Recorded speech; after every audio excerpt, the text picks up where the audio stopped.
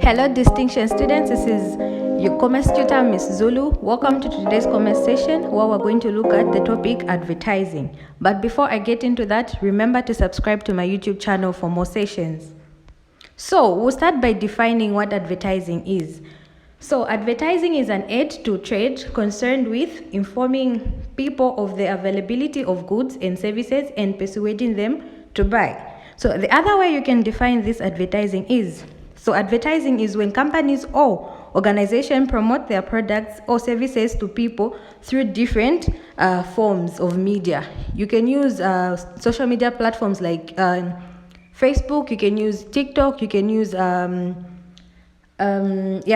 and so on and so forth. You can also use a billboard, right, to advertise. Some use radios and TV. Okay, so function of advertising.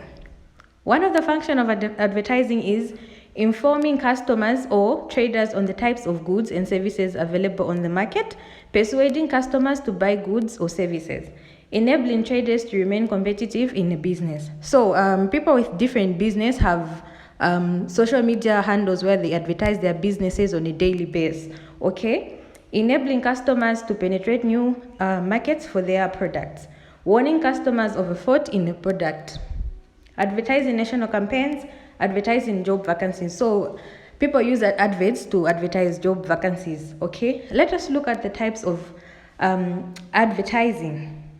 So the first one, we have informative advertising. So this is a type of advertising that is designed to inform people in a clear and straightforward manner. So we can also define it as the advertisement that focuses on providing facts and details about a product or services. So when you talk about this type of advertisement, it goes direct to giving you the facts and more details of that particular product or service. Okay. So the aim for this type of advertisement is to inform customers of where goods and services are available and the price as well. It gives you the full details, the products that are on the market, the products that are available, and their actual price. Okay, to inform the public about the terms and conditions for the supply of a particular goods or services. Okay, so examples of this advertisement or of this type of advertising are announcing births, deaths, and marriages. Okay, also announcing modifications in products, changes in office location, advertising in technical and trade journals, such as advertising usually contain technical details of products and invites inquiries from interested parties. Okay, also advertising a particular event such as a trade fair. Okay, so we can also talk about concerts as well as sports activities. Okay, also it's advertising of employment opportunities. So the other type of advertising we're going to look at is persuasive advertising. So this is the advertising of a particular manufacturer's product in order to promote that particular brand or product. So it is mainly aimed at customers and is the kind which tries to persuade them to buy. Okay, so products rather than his competitors by assuring potential customers that it is better. Okay, so the aims of this persuasive advertising is to persuade customers to change brands. For example, to switch on another brand by promoting one particular brand rather than other brands. Okay, so the other aim is to ensure a larger share of the market for a particular manufacturer's product. Okay, to increase sales, turnovers, and profits, to penetrate new markets. For example, to help in new products to catch on the market. Okay, the other one is to maintain the market share of a product. Okay, let us look at the third type of advertising, which is a collective advertising. So this is when the producers in one industry put their resources together to advertise a product in general order to promote it. Okay, so I would also say, in other words, This is when a group of companies or organization come together to promote a particular product, okay, or to pass message to promote a particular new product, okay. So when we talk about this type of advertisement, such advertisements belong to a special kind of persuasive advertising, okay, and are normally financed by a trade association to which firms in the industry belong, okay. So now let us look at the methods of appeal. So when you talk about methods of appeal are persuasive techniques used in forcing people to buy a product and a service, okay. So the first one that we're going to look at is the personality appeal. So when you talk about a personality appeal, this is where famous people showing the use of a certain product, okay. They use a person who is a public figure to advertise. So for example, I would give an example of Your Maps. Your Maps is a public figure, and he's used to advertise Yo-Yo snacks as well as Yango services, okay. The next one I'll go to is romance appeal. When we talk about romance appeal, this advertisement suggests that the user of the product will be more attractive to the opposite sex, okay. The third one is ambition. So when you talk about ambition appeal, this suggests that the user of the product will be successful in his or her ambition, okay. When we go to the fourth one, which is work simplification. So when you talk about work simplification, this shows how you simplify the work performance, okay. So this one persuades many people to buy a product that's been advertised, okay. So the other one is social acceptability. So when you talk about this one, a product is claimed to make the user more acceptable to other people, okay. We talk about health. When you talk about health, a product is claimed to make the user healthier, okay. And then the other one is display of goods. When you talk about this display of goods, attractive display on windows and shelves is effective method of appeal. So the way you arrange your goods in your shop attracts people. It attracts customers.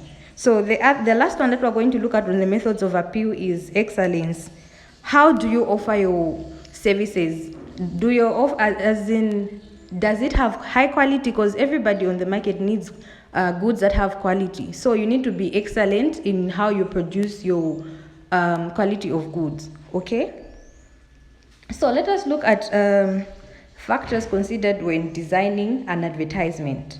So the first one that we're going to look at is the layout of an advertisement. How have you put your layout? So when we talk about this layout of your advertisement, it must be attractive, arranged with highly greater impacts, drawing attention to your potential customers, okay. So how you put your layout of this advertisement, it has to be attractive to the people that your potential customers or the customers that you have.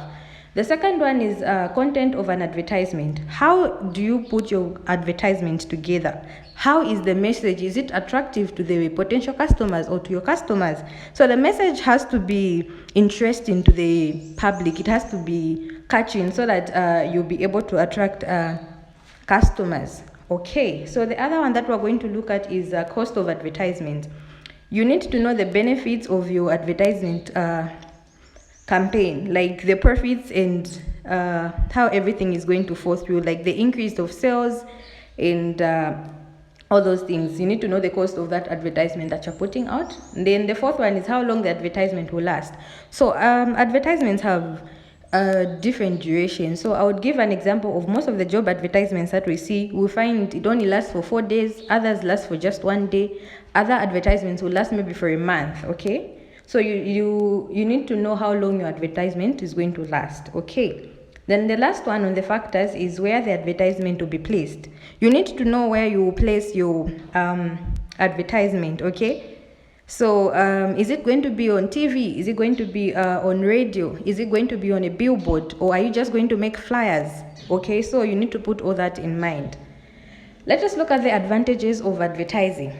So to help inform customers on various old and new products which the manufacturers has for sale. So you need to advertise your goods in order for people to know the products that you have available, Okay, persuading customers to buy goods or services leads to higher turnover, greater profits, and creates brand loyalty. So you need to persuade customers with how you advertise. How you advertise attracts customers to you. Okay, it helps new products to be introduced and to penetrate the market.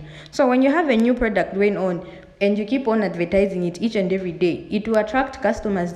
Customers will be interested to know and buy the product you have introduced to the market. Okay, it helps to maintain sales for a product.